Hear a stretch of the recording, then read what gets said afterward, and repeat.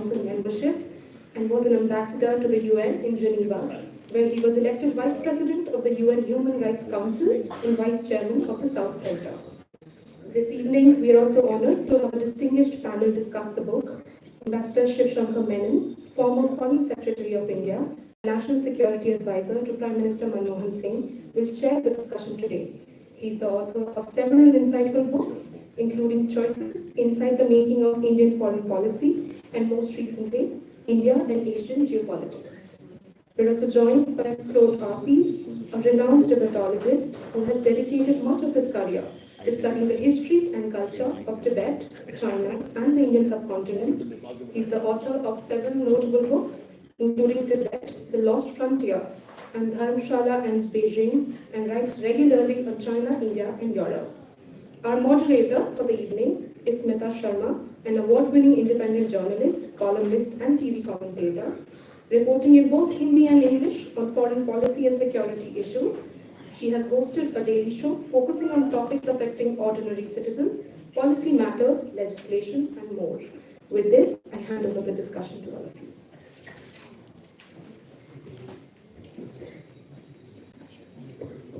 Good evening, everyone. Hello, namaste, Ashidale.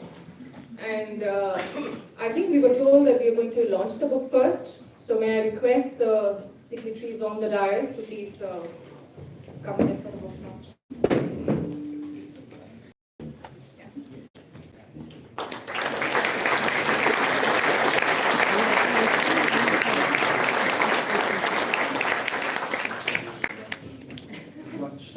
It is launched.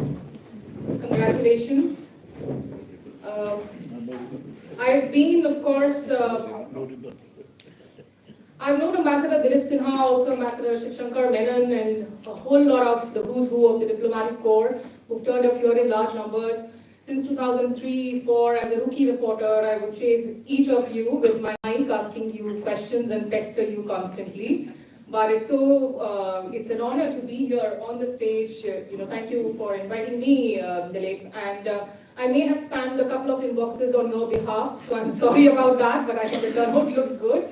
I think this is a very, very important and a timely book that's been written when we talk about Tibet, with almost around 25% of the PRC landmass. And you look at the great games, the cat and mouse games that have been on for centuries now, be it, of course, the Russian and the British empires, be it the Cold War or the US-China bipolarity that is dominating every single conversation today. And of course, the uncertainties, as you see, of President Trump all set to perhaps return in power in White House. So when you look at this book, which analyzes how the imperial powers, Russia, Britain, China, have played these games and the cost that Tibet and Tibetans have had to pay for it over centuries, the landlocked nation, the fate being sealed by the geopolitical games that have been placed. And so the book really looks at a lot of complex history. It does a lot of digging through archives and research material. There's some very interesting chapters I'm not giving away. The one that I really liked was also, in particular, when Britain and Russia had to define the eastern limit of Afghanistan in Pamir and the exchanges that take place. Importantly, I think this discussion couldn't have happened at a more apt time, given you've had just weeks before we saw the congressional delegation visit to Dharamshala. You've also had the Resolve Tibet Act, which has been signed into law. Did you know of it, Dilip? I mean, how did you time it so well? You had the secret notes. Thank you for that. I started this long time before the delegation, I think, was conceived. So this has become a bit of a coincidence, a happy coincidence in a certain extent in terms of the book's topicality, but it remains a coincidence. Well, there are too many luminaries here on the room, and I'm sure all of you will have questions. We will keep our moderated conversation a little short, and I'll try and take in as many questions as we can from the audience. And, I'm so glad to be joined by Ambassador Menon here, also Professor Arpi, who is actually an Indian citizen and an honorary French, who's been living in Pondicherry just for around 49 years.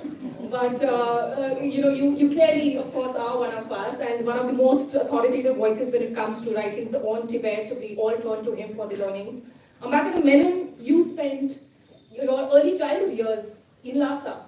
Your father, of course, was posted there. Would you like to start by maybe recalling some of the early memories that you have? Something that you also thought was completely wiped out in the recent time, with whatever has been happening now. Well, for me, I have a child's memories of Lhasa. For me, it was the place I learned to swim, I learned to ride a bicycle, played games. But the best part was there was no school. It was wonderful. So my mother taught me at home, but you know how that works. It doesn't. So therefore, I have purely happy memories of Tibet. And literally, it's a child's memories. I remember being taken at the age of 5 to see His Holiness, the Dalai Lama.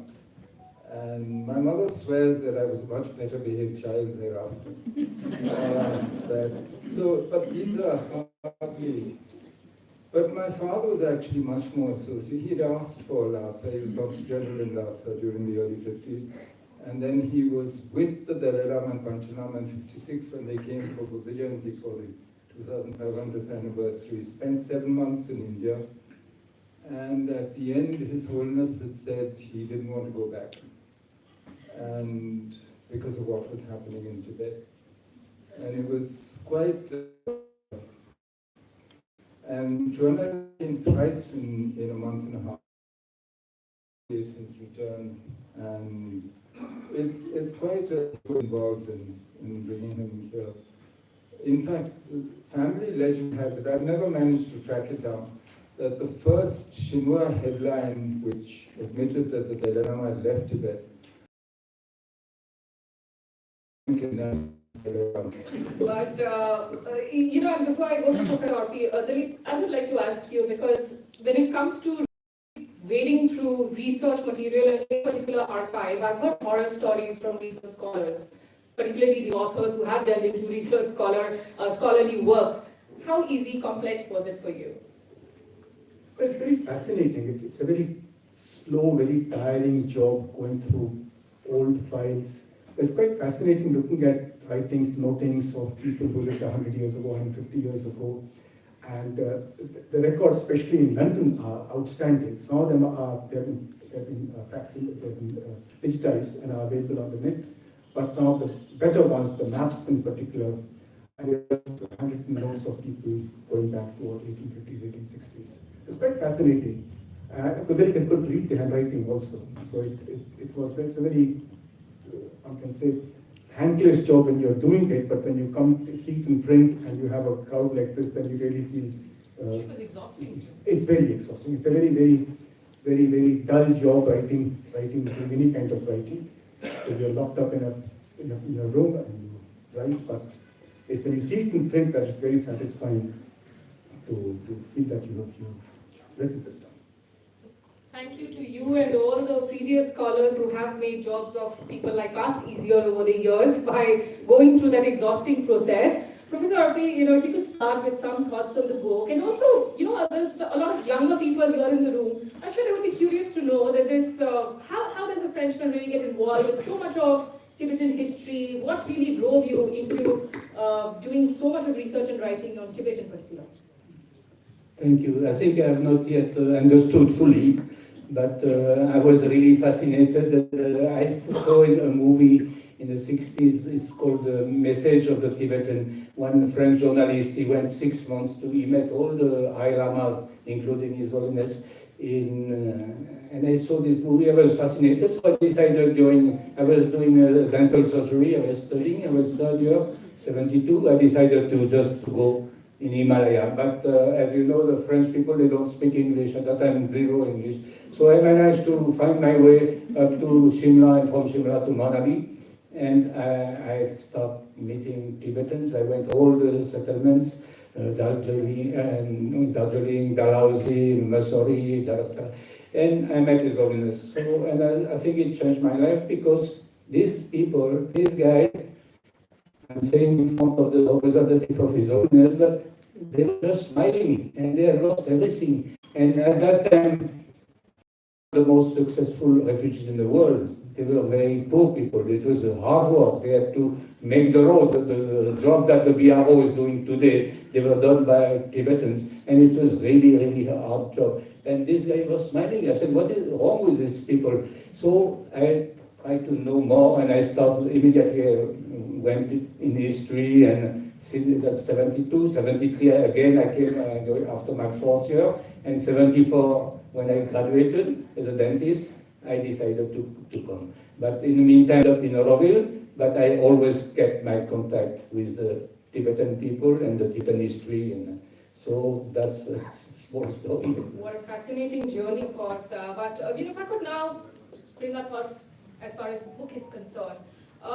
Recently, I was just watching an interview with the Dr. Tenzin Dorji or Tendor, was a leading voice in the US, and he said that we are not pawns in a great game, we are actors on the global stage. Is that something that you really see happening right now, before I go back to the history that's mentioned in the book? I think something is happening is the book of Ambassador Sinha and also the visit of Mrs. Pelosi has triggered something, some interest. I get so many people asking for interviews and things, never like that, because I've been on it since 50 years. But I must say that people have not shown too much interest on what is happening. And for some reason, it is changing. So I think it's very good, and I'm so happy that this book is out, because I have spent 4 years working with USI, the United Service Institution, to collect all together all the documents and to publish 4 books between the relation between Tibet and India between 47 and 62. Because I always thought this should not be lost. We should remember. And I think what Ambassador Sinha has done is very good to remember and to propagate and to that this relation, all relation. I was recently in Lucknow Central Command. I visited all the forward area, and all this area, they live with Tibet, the trade with Tibet, less the religion in Uttarakhand, but in Kinnaur, Spiti, the monks were going. So the Himalaya is intimately linked with Tibet. And unfortunately today, since 2019, we can't even go to Kailash Mansarovar.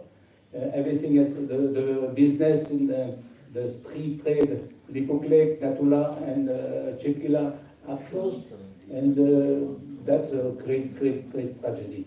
And of course, the Tibetans are here since 70 years with no progress. So I think this book will hopefully trigger something, some interest, and which will also maybe make the government think of small things, small steps to make it easier for the Tibetan and to take some step forward toward having an Indo-Tibet border, not a Sino-Indian border. Yeah, very important, of course, reminder there. Ambassador Menon, what went wrong as far as India and the global community was concerned, their stance was concerned on Tibet, is something that has been debated again and again. And in this book also, if you look at some of the key premise where Ambassador Sinha focuses a lot on the fall of the Manchu dynasty in 1912, and essentially the argument that a lack of the international support is what left Tibet rudderless, unable to accomplish its mission. It may have actually been an opportunity for it to reassert its independence.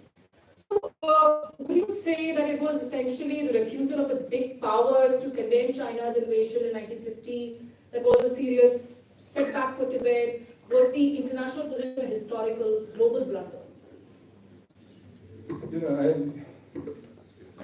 I think the strength of the book is that it's an honest account of what happened, of great power rivalry, how it affected Tibet, how it affected us, it affected each of us.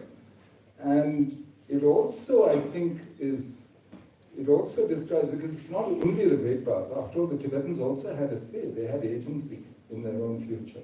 And they made choices. Some of them were worked out, some didn't. Government of India also made choices, some of them right, some wrong, maybe. But it's, so it's a combination of things that, and the nice thing in the book is that this is not partisan historiography. It's a straightforward account based on the archives of what actually happened. And for me, the value is, if great power rivalry treated Tibet as a victim, and that Tibet was a victim, the Tibetan people especially, were a victim of great power rivalry. Today, you're back in a time of great power rivalry. This is not a time where the world order is settled or is bipolar and so on.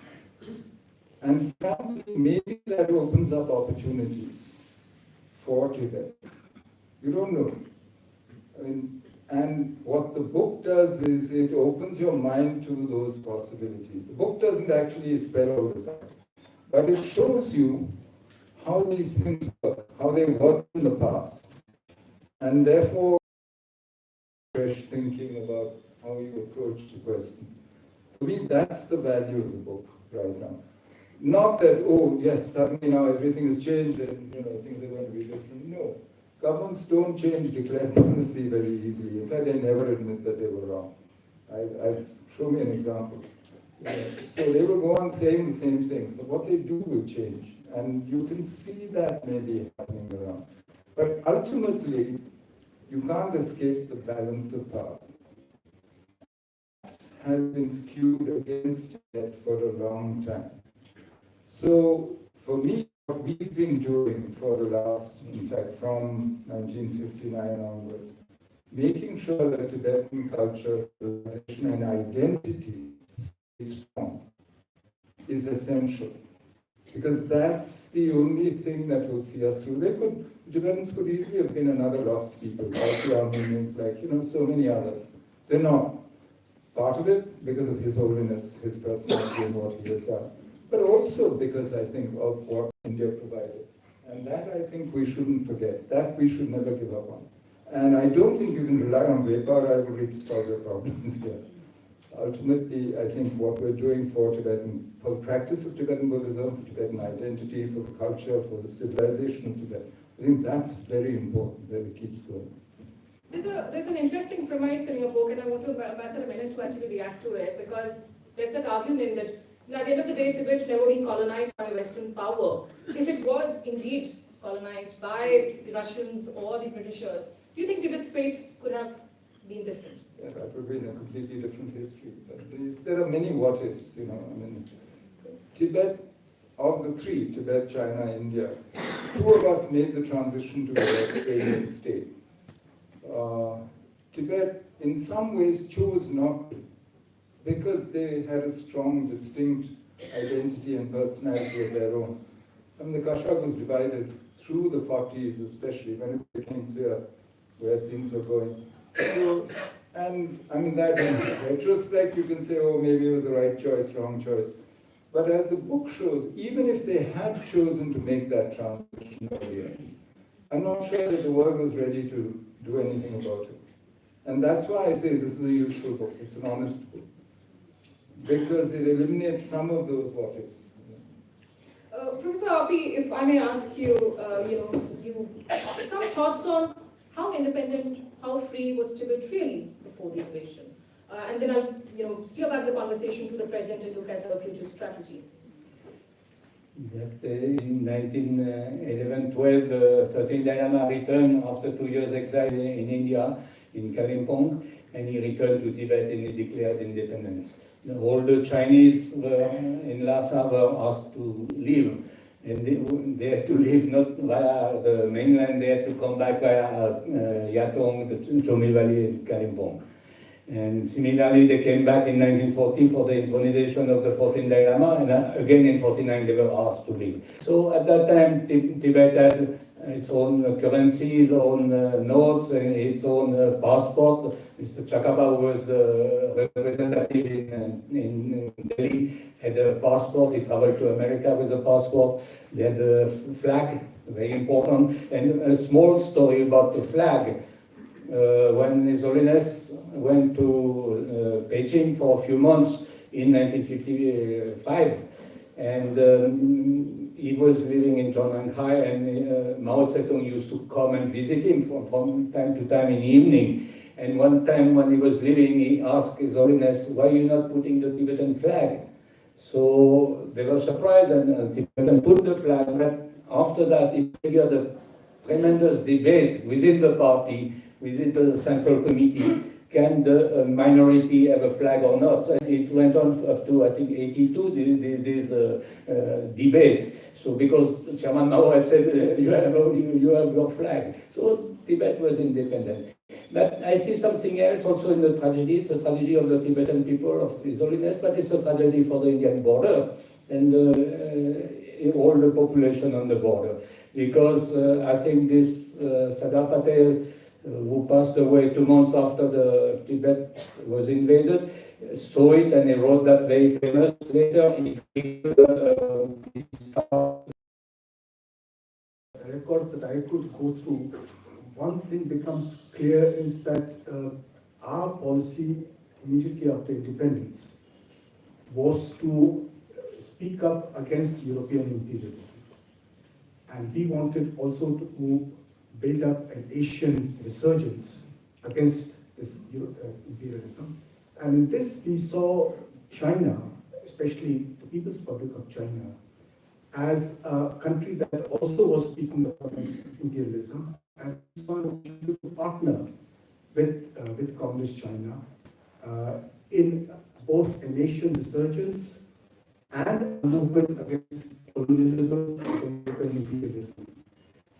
And I think evidence that I think our leaders felt that Tibet was an obscurantist theocracy. And the leftist movement in China was the new ideology, the new movement of freedom of the people. And here perhaps the sympathy was more for the people in China who were representing the modern world rather than the old world of religious beliefs. And both these factors put together shaped our policy. I think we spend too much time still worrying about that and beating ourselves on the head for what we've done in the past. Look at the situation realistically. As I said, there are signs, and Claude was just saying, there are signs that the situation is changing, and certainly the world around us is changing.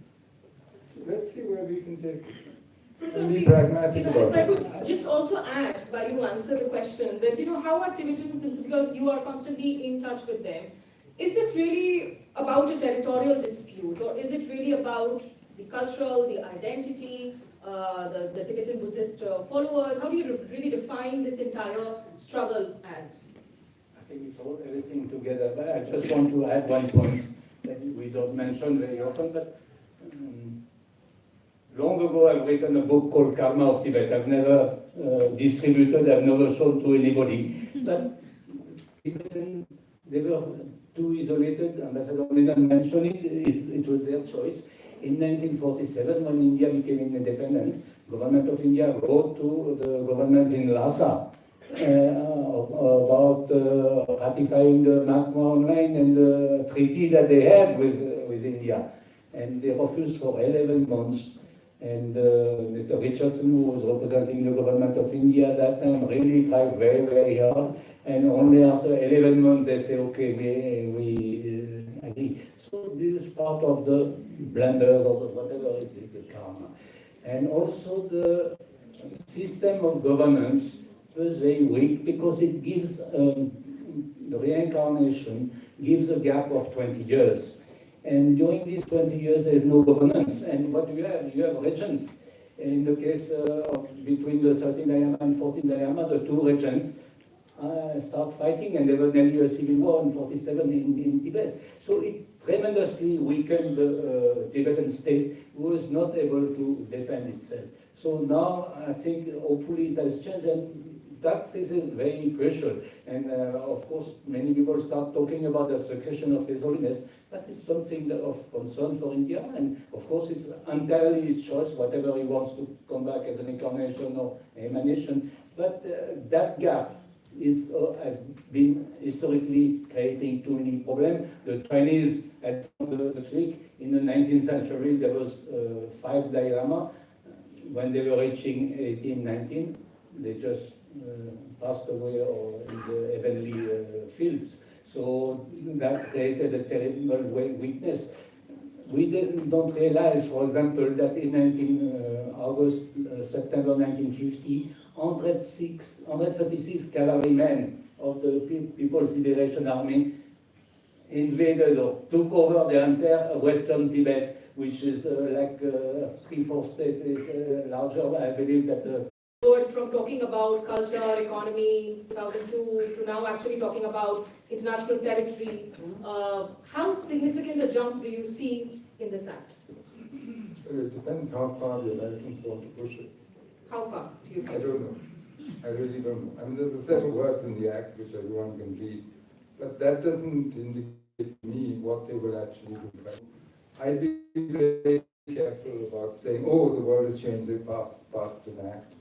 Or I think you need to look at the basic relation of forces and the balance of forces, the actual strength of people, and what the interests of the Vedas are, and how they see it at this time. Today, the Americans see it as in their interest to at least wave the flag of Tibet, but not necessarily, this doesn't extend to recognizing Tibet or to, I mean, there are clear limits to this level of commitment, and it's something that they're using in their rivalry with China. So it's driven not by concern for Tibet or Tibet. It's, you know, the primary driver here.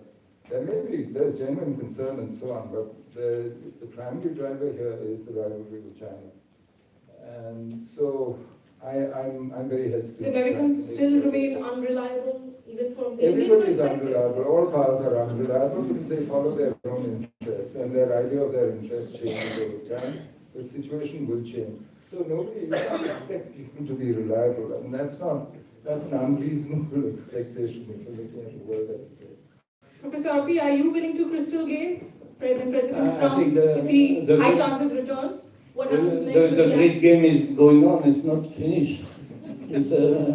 And I think that Resolve Act is part of the game also. And I was very disappointed because first day they said President Biden has signed, but there was a covering note. And in that covering note, he reiterated the One China policy for the Tibet Autonomous Region and for the Tibetan inhabited areas of Gansu, Qinghai, Sichuan, and Yunnan. So it dilutes completely. So it's part of the same game. But at the same time, it was interesting that to have the American passing a law saying that Tibet has been an independent nation.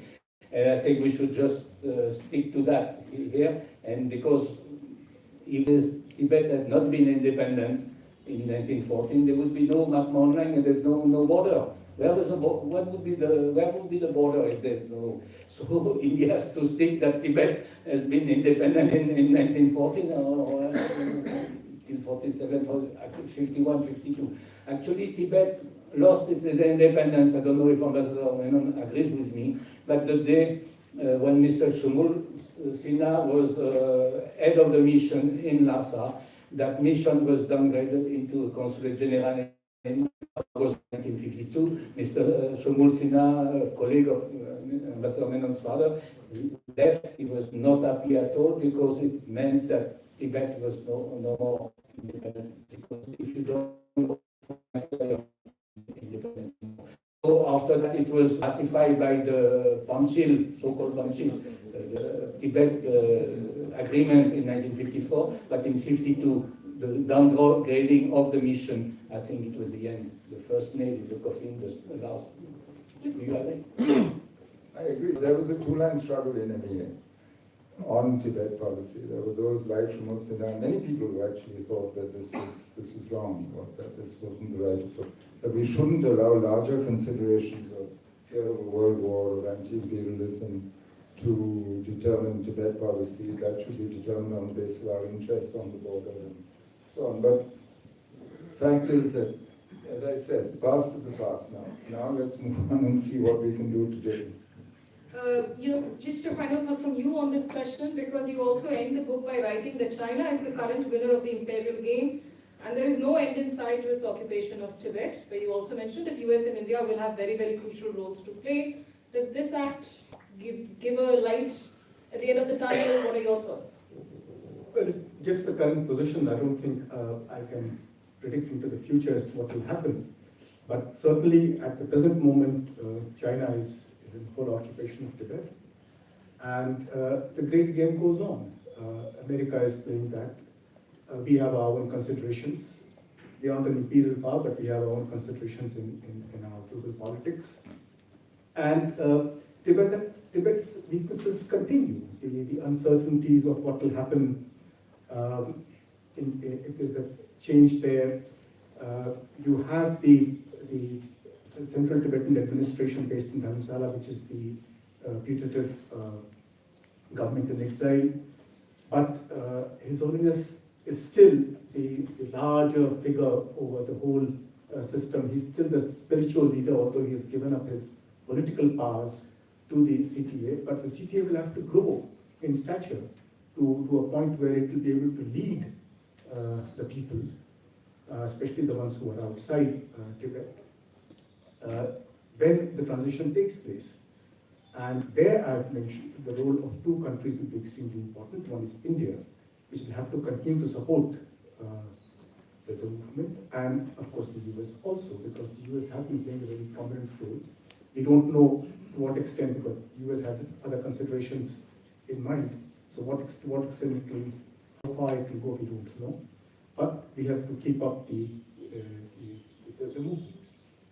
Let me now go over to the audience. If you could raise your hands, there's a mic in the room. Okay, we'll start with, can we have a mic here? The gentleman in the purple shirt. Please tell your name and the panelist to whom the question is directed to. If you could keep it short, we'll take more questions here. Can somebody else hold the mic for this row? It will be easier to move around the mics. Yeah, I'll come to him. I'm Sudhanshu Ranjan, and my question is really not for any other panelist. You said that the Indian government was more interested in speaking against the imperial powers of Europe, or in particular Britain. I don't think as layman that appeals to me, because Nehru was very much enamored of the British and British culture. In 1961, when the Queen visited India, welcome that India gave, and it was succinctly and effectively put by Hindi Kavi Nagarjun, आओ रानी हम ढोएंगे पाल की यही हुई है राय Jawaharlal, and the point became very popular. So how far this statement is correct that India was speaking up against the imperial power of Europe? And the second part of my question is, If you could keep it short, I'm sorry, but okay, I'll have to be a tough. I understand. How do you visualize the future of Tibet after His Holiness will arrive? Thank you. Can we take a question here? Hello, my name is Tenzin Kamdul, and I'm a proof of what Ambassador Menon just said. Like, I'm a Tibetan born and brought up in India, so yeah, we also have a representative here. My question to Ambassador Sinha, I have two questions, short ones. Firstly, what prompted you to write this book? And because I thought the moderator would ask him, but it was not asked, so let me ask. Yeah, I'll let you ask this. And my other question is, Ambassador yourself, you've been working at the United Nations.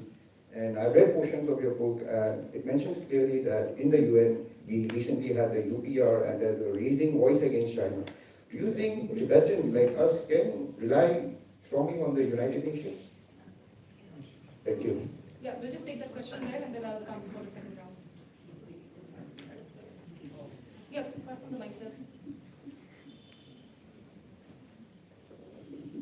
Good evening, panelists. My name is Mrityunjay Goswami, Research at the Center for Empowered Studies, New Delhi.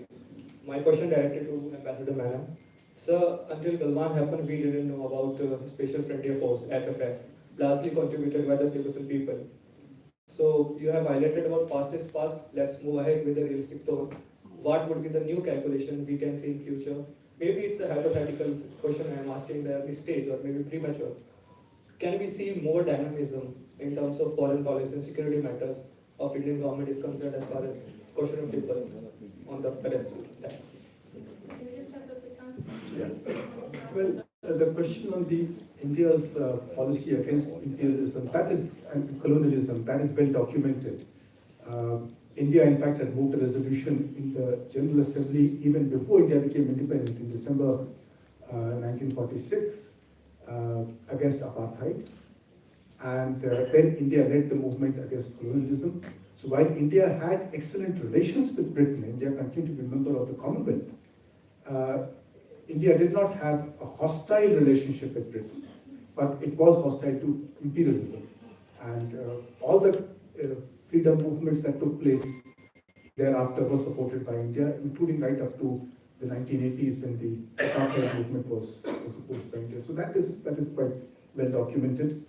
On the UN's role, well, the Security Council itself, because one of the permanent members is involved and has a veto there, that possibility is very remote at the moment. The issue when it was taken up in the General Assembly in 1950-51, it was left hanging, it was left in abeyance.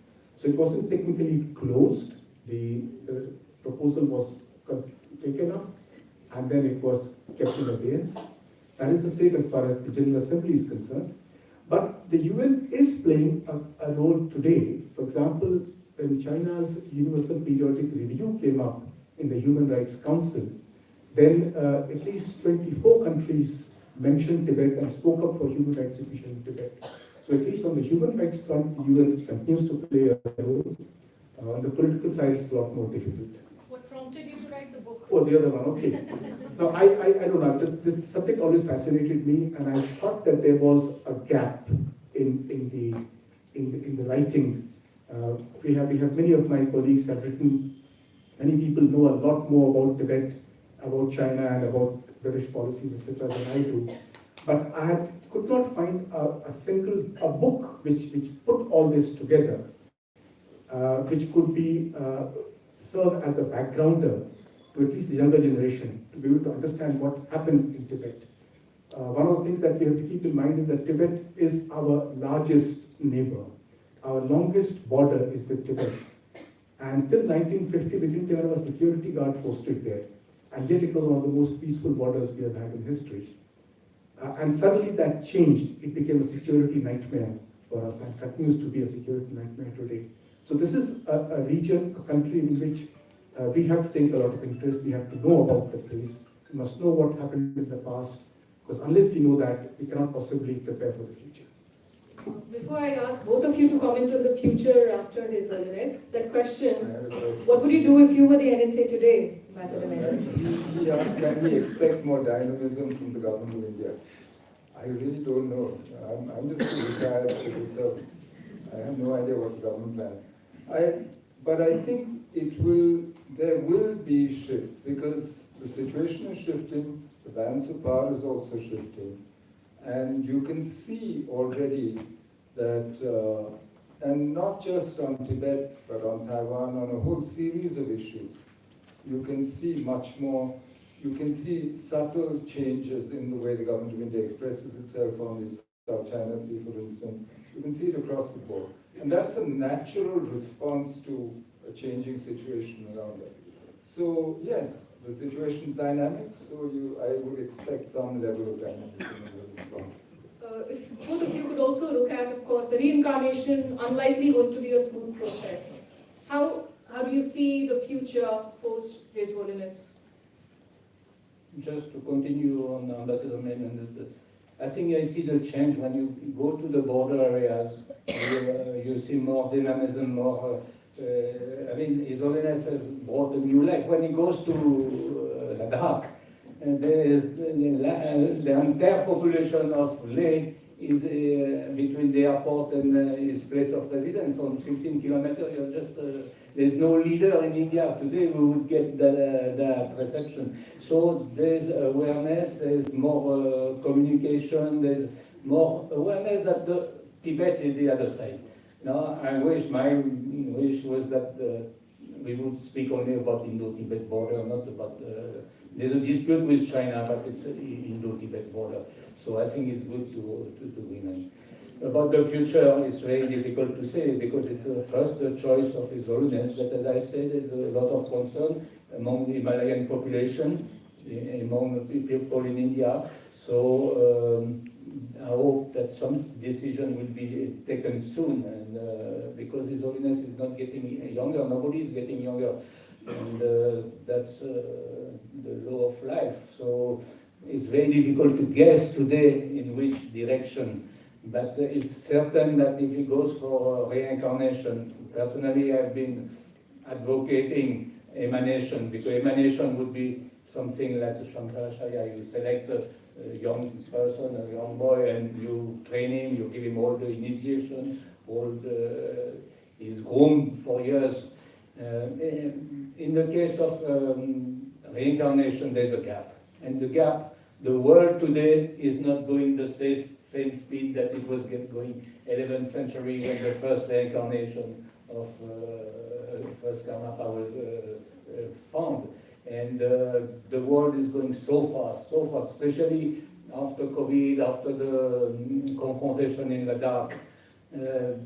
Everything has changed. So that's why I agree with Ambassador Menon that let's see what happens next. But it's changing very fast. And every day we see we saw what happened in America 2 days back.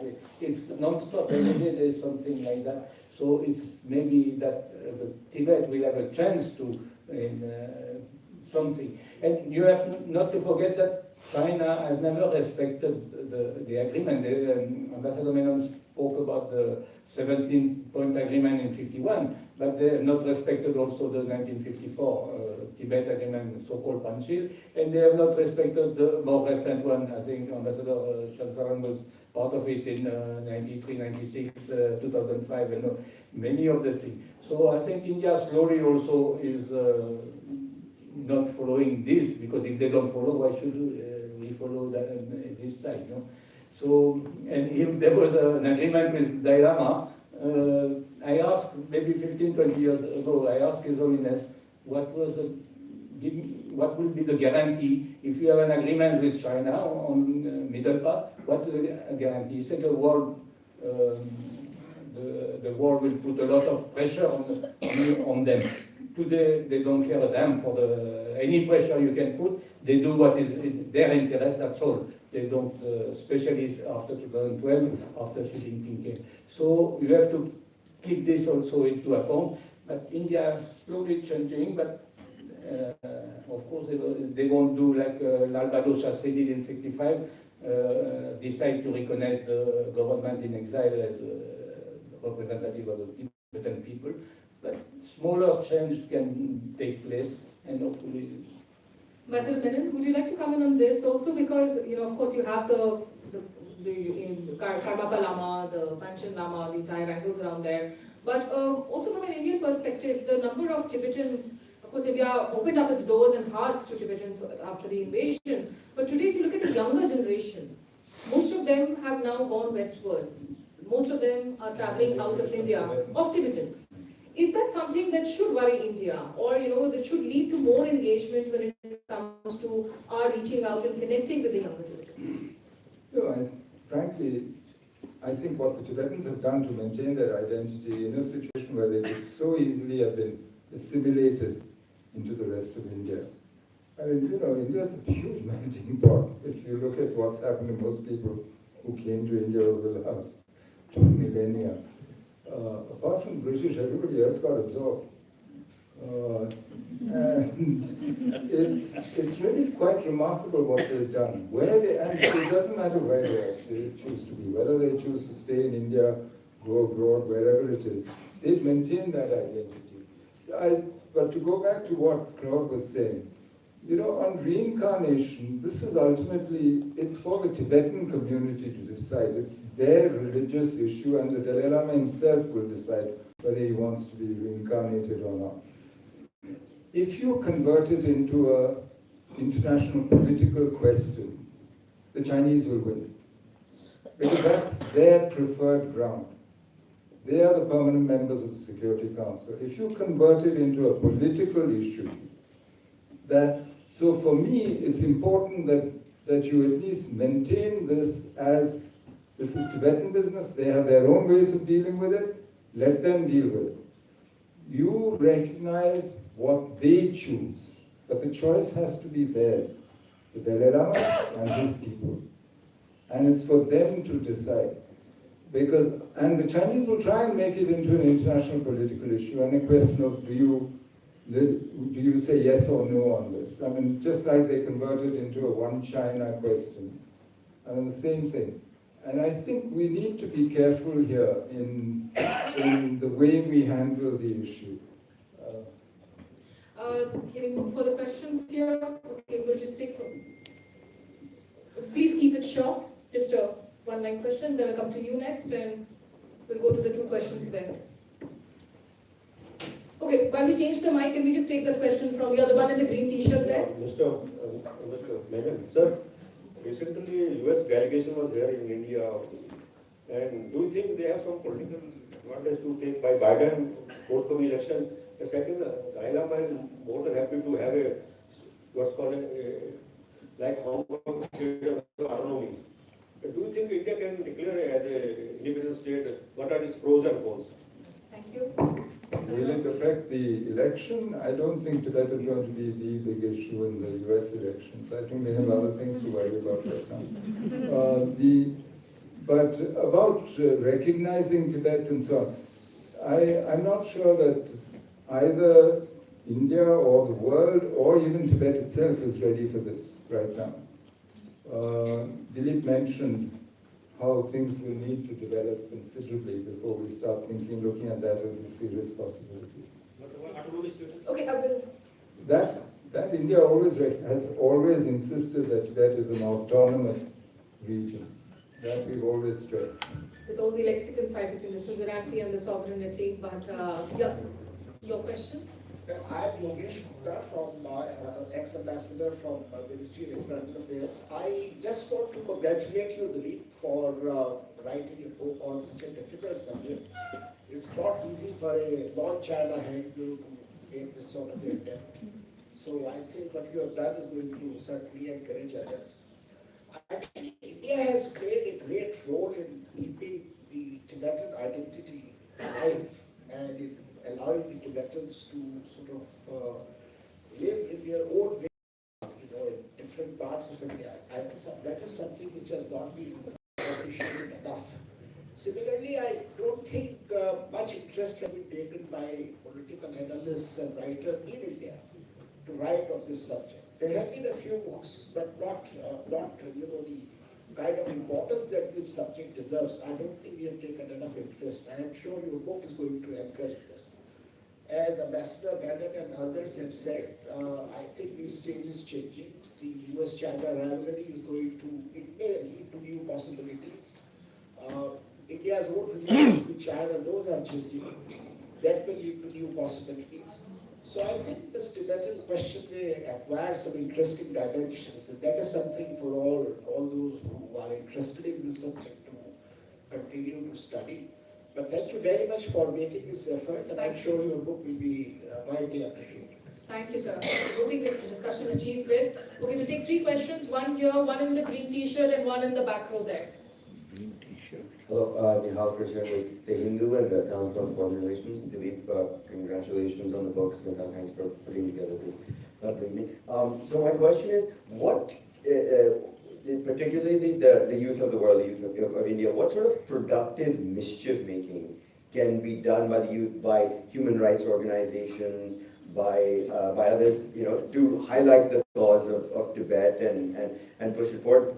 Tibetans, of course, on a somewhat regular basis, there's self-immolations, there's extremely unfortunate. Yeah, and so besides Tibetans putting their own bodies on the line, what in India can be done, maybe not from the government side, we already know what government's perspective is, but just as everyday people or those who are activists, those who are crusaders, what can be done in a productive, meaningful, but attention-seeking way? Also, which doesn't put them into jail and take away their donations and they found money coming in. Well, that I didn't say, but... yeah. Congratulations on the book, sir. So the current government insists that they have a more power politics view of the world, and they view a lot of issues through this prism, that they are more attuned to power politics, which India wasn't. Just by reading about events from past, it seems that India had a much more strategic and clear view in the 50s and 60s. And right now, with an insistence on power, there are cases where India might not display as much clarity. For example, there was a minority opinion that the delegation visit sidelined India in a way and tried to hijack policy. So what is your view in terms of India's approach under the current government to this issue, especially Thank within. you. I'll take that last one here. Good evening, sir. I'm Nachiket Jati. I'm a student at Sciences Po Paris. So, seeing how most of the world today engages with Taiwan on an unofficial level in order to not provoke China, do we also foresee more unofficial engagement with the Tibetan government in exile by other nations, or would that be a political mistake and something that would provoke China in the longer run? Thank you. Questions. Thank you so much. You want to start off by suggesting productive? No, we distribute it. Yeah, You'll not be saved from answering the questions. So thanks. On the question of what can India do, well, India is already doing a lot in terms of allowing one giving asylum to the huge number of Tibetan refugees, including the Dalai Lama himself. There is the organization, the Central Tibetan Association that is there in Dharamshala, which organizes the activities and handles the affairs of the Tibetans, not only in India but elsewhere in the world. So India continues to do this. Now, thereafter, do we move any further from this? That has to be seen depending on the geopolitical situation. As far as the world is concerned, many countries in the world are concerned and they have expressed their views on the human rights violations and the cultural destruction that has taken place in Tibet. India also in 1965 had referred to that in its statement in the General Assembly, but thereafter we've been a little more circumspect in that. As far as power politics is concerned, well, all big powers indulge in power politics. Certain other countries may accuse India of indulging in power politics. That's a way of how you perceive it. We think that our policy is based upon certain principles, and I think to a certain extent it is. We have our considerations, and we want to promote our relations with China. At the same time, we have a policy that Tibet is an autonomous region of China, and its autonomy should be respected, as also the cultural rights of the people of Tibet and the rights. Taiwan, I couldn't really get the question. Do you think there's more clarity right now in the Indian government's policy? Well, there is obviously a change taking place. There have been, but some may feel that the change is glacial, but there is certainly a degree of change that is taking place. The US delegation that went and called on the Dalai Lama in Dharamshala, certainly from the US point of view, from the point of view of the delegation, members of the congressional delegation, was a message being sent. And the fact that they had chosen Dharamshala as the place meant that they wanted a message to go across of their support. And the fact that the delegation did call up the Prime Minister and the External Affairs Minister in India showed that India was not uncomfortable with an American delegation calling on the Dalai Lama on Indian soil. But does that raise more worries, Ambassador Menon? I mean, India allowing these games to be played. Why pinch the dragon's tail in Dharamshala? His Holiness was set to travel to US for his surgery. Should India allow for these kind of, and somebody asked, will you see more governments engaging with the government in exile? We're a free country. I think, aren't we? So why are we even talking of controlling this kind of thing? I mean, people are here as our guests, they are visitors, good luck to them. Let them meet. Most journalists don't get to travel to a lot of places too. Yeah, well. One issue we have not mentioned, which is I think very crucial for India, and that the Tibetans are living in India.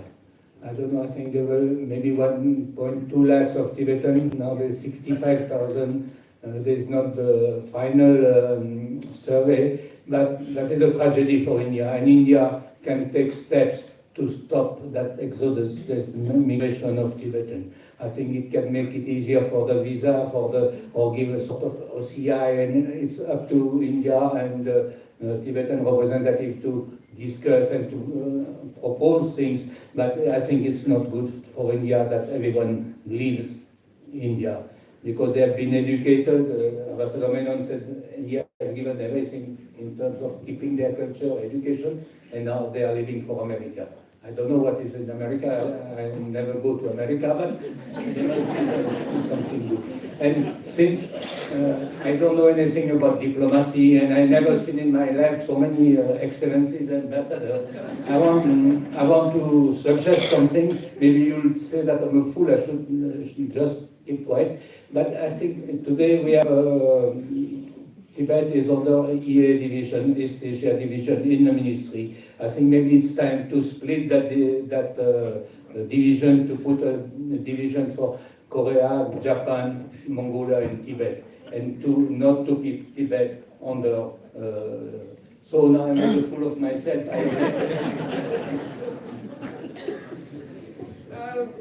And I think it's time to wrap up, but any final comments from you, Ambassador Saran, Mr. Ravishankar Prasad? Or I do see one young boy, I'll take that as a last, sorry, that person there, yeah, sorry. One last question I'll take from him. Nothing? Yeah, okay, one comment from him and one last question from you. Yeah. Thank you. I'm not young boy. I'm a Tibetan born in Tibet, and then at the age of escape to India for the education, for freedom.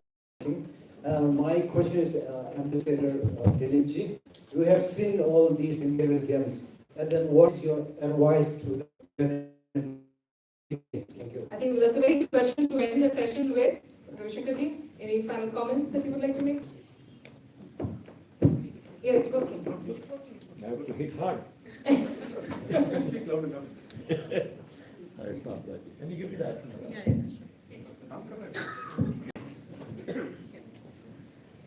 Dilip, you have done an excellent job. I have read the book. We are together in college. I know him for long. Keep on writing. That is the first friendly suggestion. Okay. This is a book extraordinary.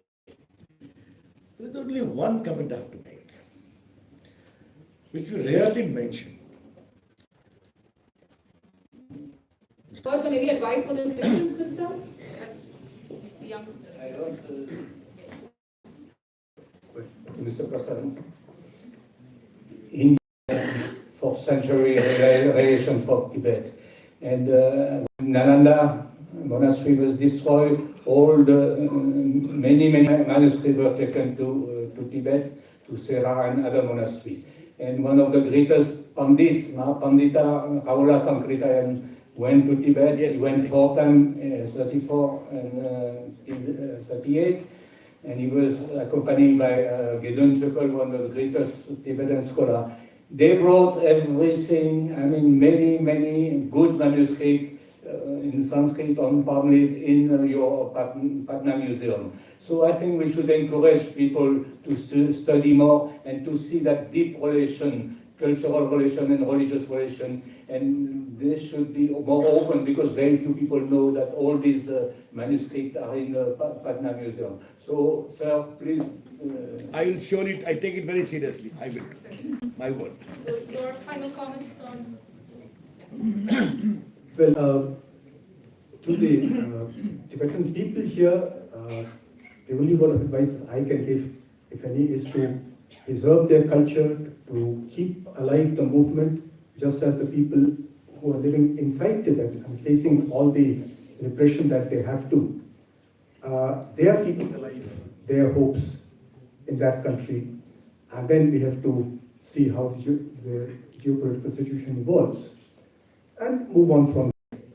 But India has always been home to refugees from all over the world, and it is our pleasure and our honor to have His Holiness on our soil.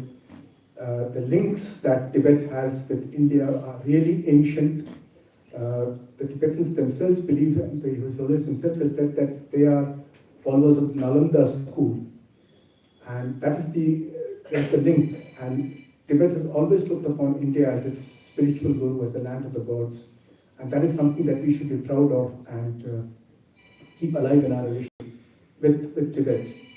But before I wind up, I must acknowledge the help of several people in this book.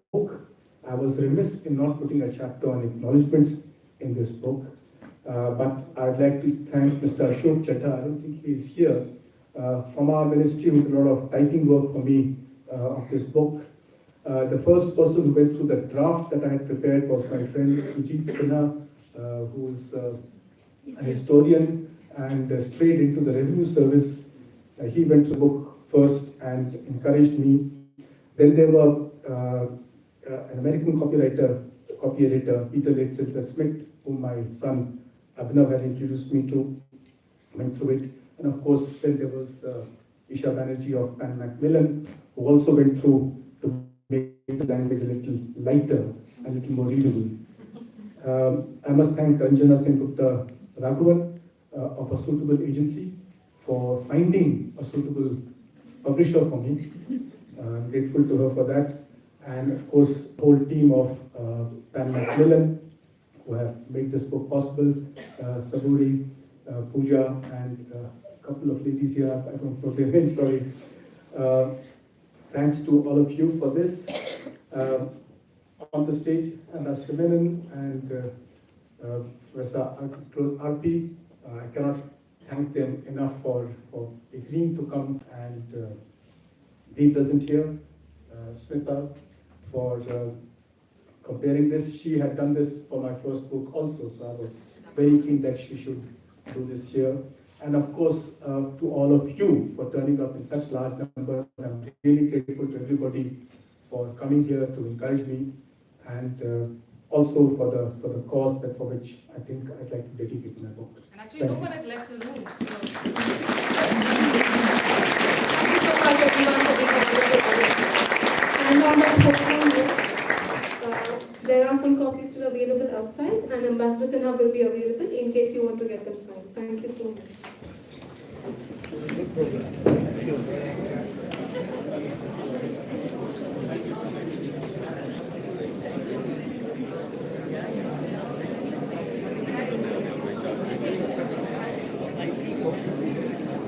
Thank you.